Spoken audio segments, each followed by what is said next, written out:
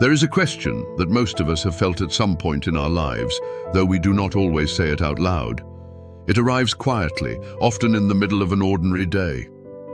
You might be sitting by a window, watching the light change, and suddenly something inside you stirs. Not pain exactly, not sadness, something more like a soft and persistent wondering. A feeling that asks, without words, what is all of this for? What does any of it mean? It is a strange thing, this question, because we do not usually ask it when we are young and restless and full of plans. We are too busy then, too busy chasing, too busy becoming. The question waits. It is patient. It knows it will find us eventually, when the noise has settled a little, when the rush of early life begins to slow, and when we have enough quiet inside us to finally hear it. So let us not rush past it. Let us sit with it for a while. Where does the meaning of life come from? I do not think this is a question that has one answer. I do not think it is the kind of question you answer once and then put away. It is more like something you carry with you, and as you carry it, it slowly changes shape. It grows heavier in some seasons and lighter in others. And in the carrying of it, you learn something. Not everything, never everything, but something. Let us begin where most of us begin, at the beginning. When we are young, meaning seems obvious. It is everywhere, woven into the texture of each day. The world is wide and bright and full of possibility. You do not need to search for meaning when you are young, because life itself feels meaningful simply by existing. The smell of morning, the excitement of a new day, a friendship that feels like it will last forever, a dream that seems entirely possible. You do not question any of it. You simply live inside it, the way a fish lives inside water without asking what water is. And there is a kind of grace in that. There is something beautiful about a young person who has not yet learned to doubt, who runs forward without looking over their shoulder, who believes that the future holds something wonderful simply because they have not yet seen how complicated the future can be. But the years go by, they always go by, and gradually, almost without noticing, the certainties begin to shift. You begin to achieve some of the things you set out to achieve. Maybe a career takes shape. Maybe there is success, or at least the appearance of it. People begin to recognize you. They use words like accomplished or reliable or impressive. And there is a moment, a brief and glowing moment, when this feels like exactly what you were looking for. When you think, yes, this is it, this is meaning. But then the moment passes, and the quiet comes back, and the question returns. There is something almost embarrassing about this, is there not? The fact that you have worked so hard, achieved so much by the standards the world gave you, and still find yourself lying awake in the early hours wondering if it was worth it. Not in a dramatic or desperate way, just in a low, persistent way, a small ache somewhere underneath all the accomplishment. This is not weakness. I want to say that clearly. This is not ingratitude, and it is not failure.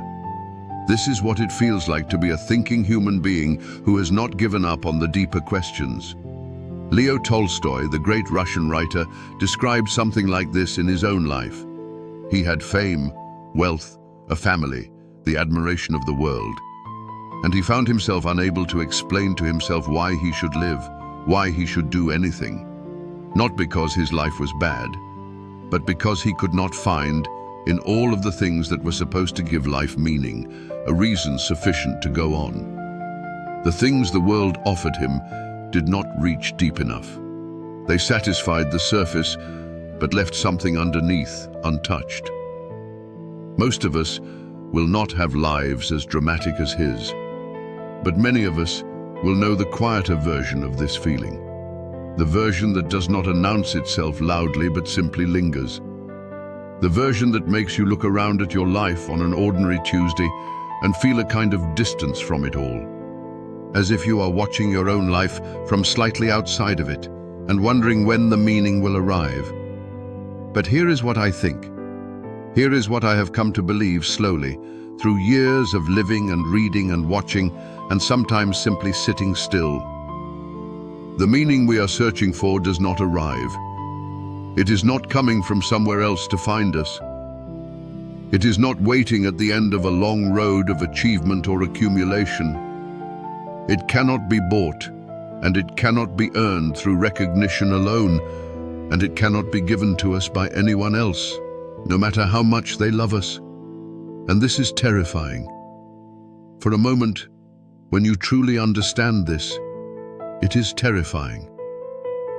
Because you realize that all the external scaffolding you have built around your life, all the credentials and comforts and accomplishments and the quiet pride you have taken in being useful and responsible and respected, none of that is the answer.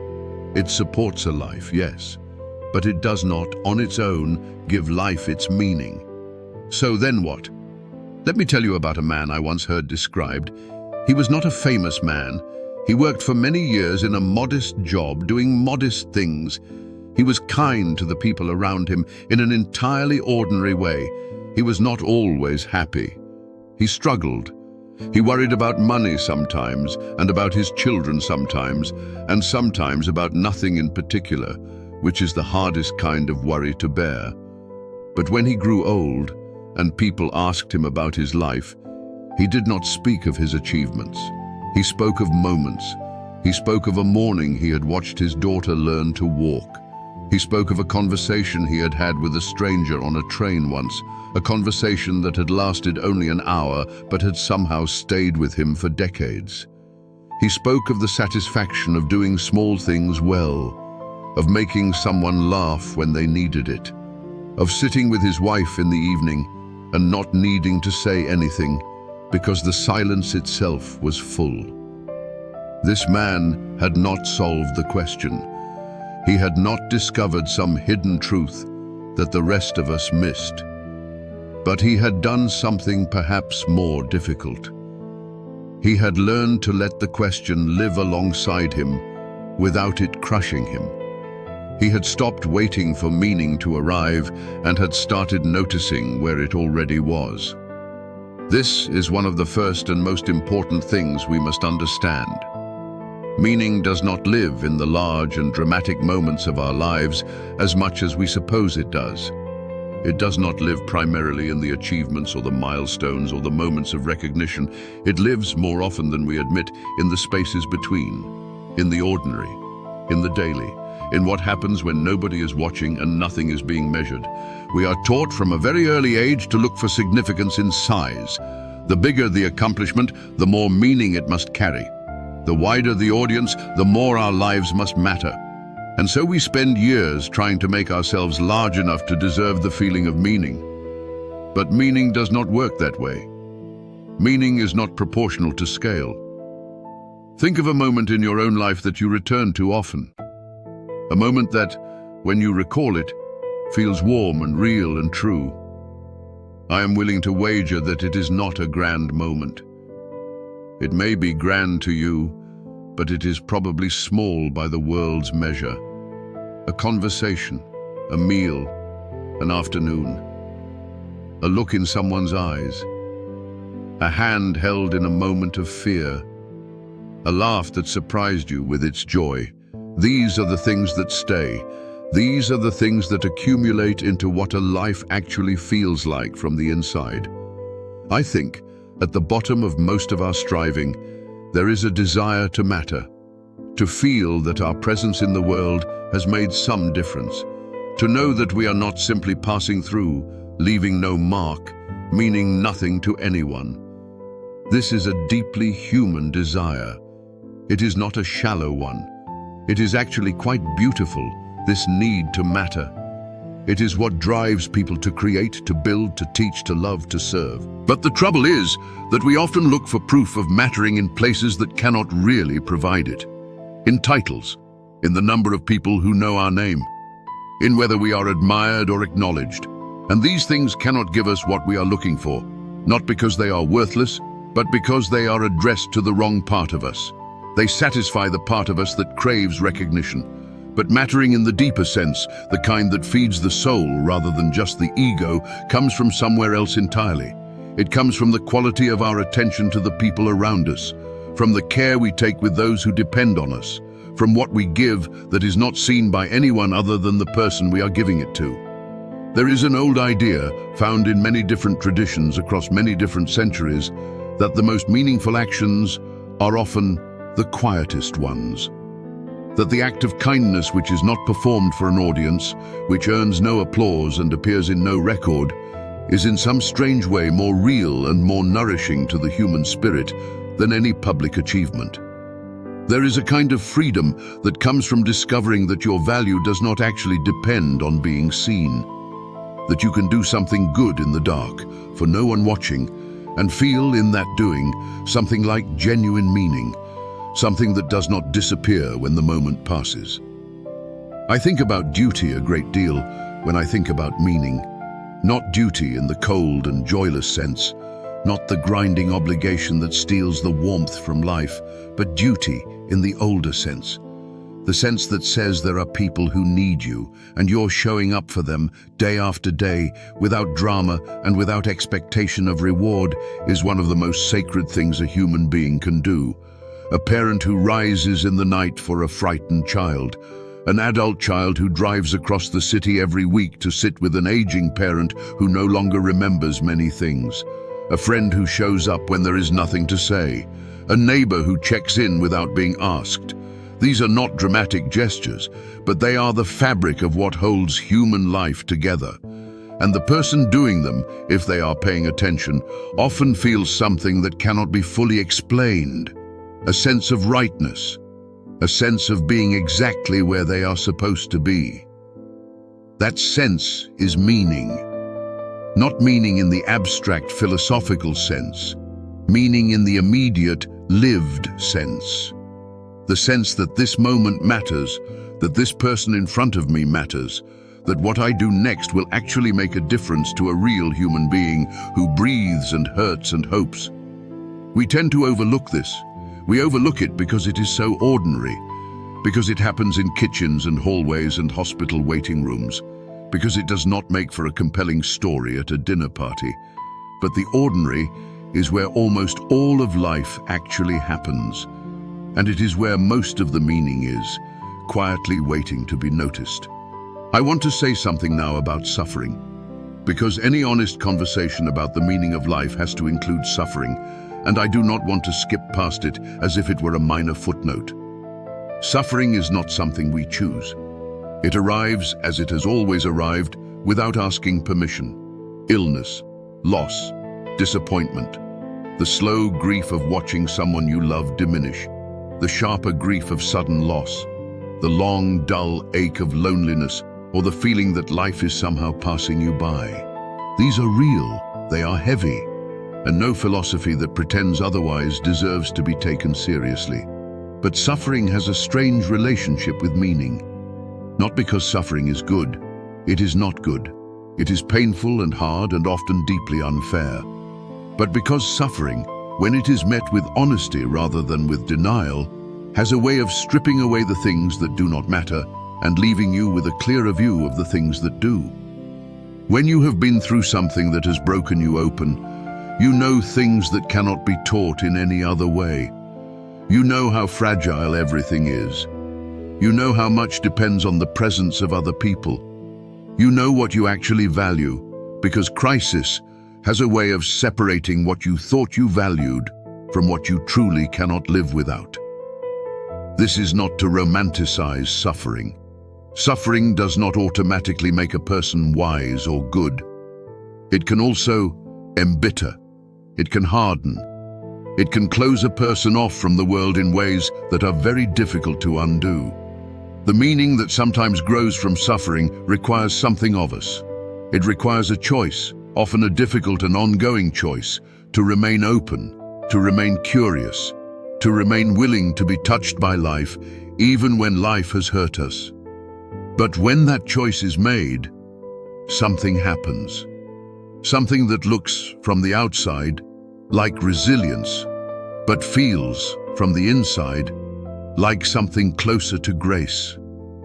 a capacity to hold both the weight of what has been lost and the warmth of what remains. To know that the world can wound you and still find it beautiful. To know that everything ends and still find it worth loving while it is here. This too is meaning, the quiet and hard-won kind. And then there is connection. Human connection, which is perhaps the most ordinary thing in the world, and also perhaps the most profound. We are not, any of us, meant to be alone in any deep sense. We are formed from the very beginning in relation to others. We learn who we are by how others see us. We discover what we care about through what moves us when we are in the presence of people we love. We are changed, genuinely and permanently changed, by our encounters with other human beings.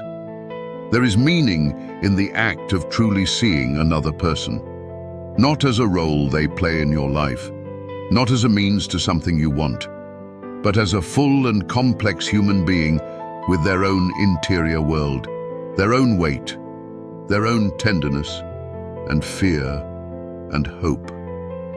When you take the time to actually see someone in this way, something passes between you that is difficult to name, but impossible to deny. A moment of recognition, of real contact. And in that contact, however brief, however quiet, both people are a little less alone in the world. I have been thinking as I speak to you about the question of time. When we are young, time feels infinite. We spend it freely, even carelessly, because there always seems to be more of it. But as the years accumulate, we begin to feel its limits.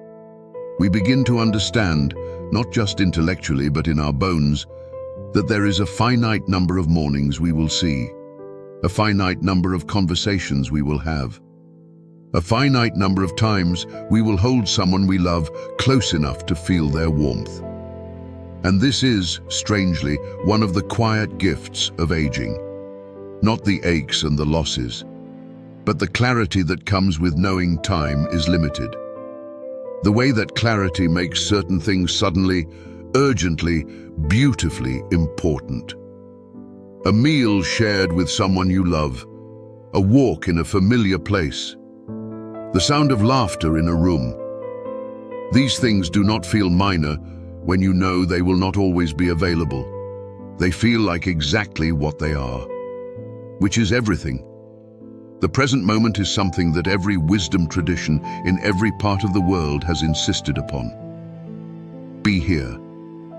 Pay attention to this moment, this breath, this conversation, this ordinary and irreplaceable now. And we hear this, and we nod, and then we go back to thinking about what we need to do tomorrow and what we should have said last week. But the meaning we are looking for, the meaning that feels just out of reach, is most often not waiting somewhere in the future when conditions are better. It is here. It is in the quality of this hour, in the attention we choose to bring or withhold from the life we are already living. So much of what we chase is really a way of deferring the present. When this happens, then I will be ready to live fully. When I have enough, when I have achieved enough, when things are settled enough, then I will be present. But life does not wait. Life is not happening in the then. Life is happening right now, in the imperfect and uncomfortable and uncertain now. And meaning is happening in the now too, if we are willing to notice it. I think of the simple acts that, when one looks back on a life, tend to feel most full. Not the big moments, not the highlights, but the recurring textures of a life lived with attention. The habit of showing up, the practice of honesty, even when honesty is inconvenient. The decision, repeated daily, to be a little kinder than necessary. The willingness to sit with someone in their pain without immediately trying to fix it or explain it away. The courage to say, I do not know. The gratitude that does not wait for perfect circumstances, but finds something worth being grateful for in the ordinary circumstances of an ordinary day. These are not grand acts. They require only attention and intention, and the daily willingness to be a human being who is trying, quietly and honestly, to live well. And what does living well mean? I do not think it means living successfully by the usual definitions of the word. I think it means living with awareness, with honesty, with genuine connection to the people around you. It means not closing down, not building walls so high around yourself that nothing can get in, neither the sorrow nor the joy. It means staying open, even when open is hard, even when open is risky. It means making peace, slowly and imperfectly, with the fact that you cannot control everything. That some suffering is simply part of the bargain of being alive. That loss is woven into love, not as a tragedy, but as its natural companion. That the beauty of things, partly and paradoxically, comes from the fact that they do not last.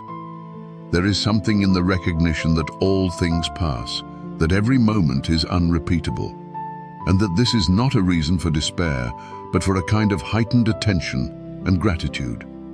Not in spite of impermanence, because of it.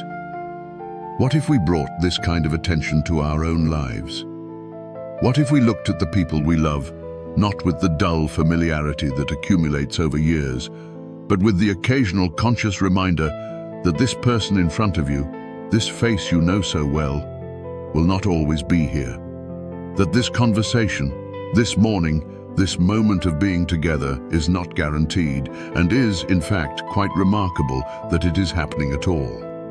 Now I want to speak briefly about purpose because I think it gets misunderstood. We sometimes imagine purpose as something grand, a mission, a calling, a thing that lifts us above the ordinary. But for most people, for most of human history, purpose has been far simpler and quieter than that. Purpose has been the person you are responsible for, the task in front of you that needs doing well, the small daily acts that say, with your body and your time, I am here, I am trying. This matters to me. Purpose does not need to be spectacular to be genuine. A person who cooks a meal with love, who teaches a child with patience, who tends a garden or simply shows up for work every day with honesty and care, that person has purpose. The purpose may look modest from the outside, but it is felt from the inside as something entirely real and entirely sustaining. We are not built to find meaning at the level of civilization or history. We are built to find it at the level of the day, the hour, the face in front of us, the task at hand. And when we try to skip past this humble scale and look for meaning in something vast and grand, we often miss the meaning that was right there in front of us all along. There is also something to be said about honesty and what it has to do with meaning. When we perform versions of ourselves that do not match what we actually feel and think and believe, there is a cost. It is a subtle cost, not always visible on the surface, but cumulative over time. We become a little more distant from ourselves. The connections we form, when they are based on performance rather than reality, feel thinner, less sustaining. And the meaning that might have come from genuine connection is replaced by the more anxious satisfaction of having been liked or approved of, which is not the same thing at all. Honesty requires courage, which most of us have to work at.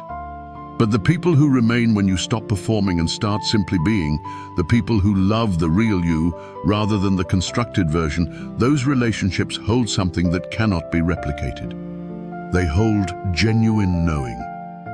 And genuine knowing, the experience of being truly known by another person, is one of the deepest sources of meaning I am aware of. It is possible to live a very long time and never fully be known. To go through decades surrounded by people who know your name and your achievements, but who do not know your fears or your uncertainties or the particular shape of your longing. And to live this way is just lonely in a way that is hard to name. A kind of hunger that cannot be satisfied by any external thing, because what it needs is contact, real contact. The willingness to let someone actually see you and to stay in the room while they do. I am not sure we ever fully answer the question of meaning. I am not sure we are supposed to. But I think that the people who live with the greatest sense of it, the people who look back on long lives with something that resembles peace, are not the people who found a final answer. They are the people who stayed in relationship with the question, who kept asking it, gently and honestly, even when it made them uncomfortable, who let the question do its work on them, slowly, the way water does its work on stone. And in the living of their lives, in the daily practice of attention and honesty and kindness and connection, they found not an answer, but something better. They found a life that, even in its imperfection, felt worth living. A life in which meaning was not something that had been granted to them from outside, but something that had grown up inside, like a plant from unremarkable soil, nourished by nothing more exotic than ordinary love and ordinary care and the ordinary willingness to be present to what is. The meaning of life is not a thing to be found once, tucked away somewhere like a buried treasure, waiting for the right person to dig it up. It is something that is made and remade, day after day, in the choices we make about how to treat the people around us, in the attention we give or withhold, in the honesty we practice or avoid, in the moments of ordinary kindness that nobody records, but that somebody always remembers. It is made in the way you listen to someone who needs to be heard, in the apology that costs you something, in the patience you extend when patience does not come easily, in the moment you stop and really look at the sky, or the face of someone you love, or the particular quality of the light on a late afternoon, and feel, without quite knowing why, that it is enough, that this is enough, that you are here, and there is beauty, and the people you love are alive, and this particular unrepeatable moment exists. And it is made in the acceptance, slow and often incomplete, of what you cannot change, of the losses you have endured, of the distance between who you hoped you would be and who you actually are, of the grief that does not fully go away, but does, over time, find a way to live alongside everything else. Meaning is not the absence of difficulty. It is not the condition of a life without struggle. It is the thing that makes the struggle bearable. The thread that runs through the difficult and the beautiful both, and says, quietly, persistently, this matters. You matter. The fact that you are here, living this one irreplaceable life, trying in your imperfect human way to live it with some decency and some love, that matters. And perhaps that is enough. Perhaps that has always been enough. You will keep asking the question. That is fine. That is good even. Keep asking it. But as you ask it, keep living. Keep showing up for the people who need you. Keep doing the small and quiet things that nobody praises, but that quietly sustain the world. Keep being honest, even when it costs you. Keep letting yourself be moved by what is moving. Keep noticing the light. Because meaning is not something you find at the end of the search. It is something you live into, slowly, day by day, the way morning lives into afternoon. And by the time you have lived enough of it, you begin to understand, without being able to quite explain it, that the searching was never separate from the finding, that the life you lived while you were looking for meaning was, all along, the meaning itself. And the question, which once felt so urgent and so hollow at the same time, grows quieter. Not because it has been answered, but because you have grown large enough in your living to carry it with grace.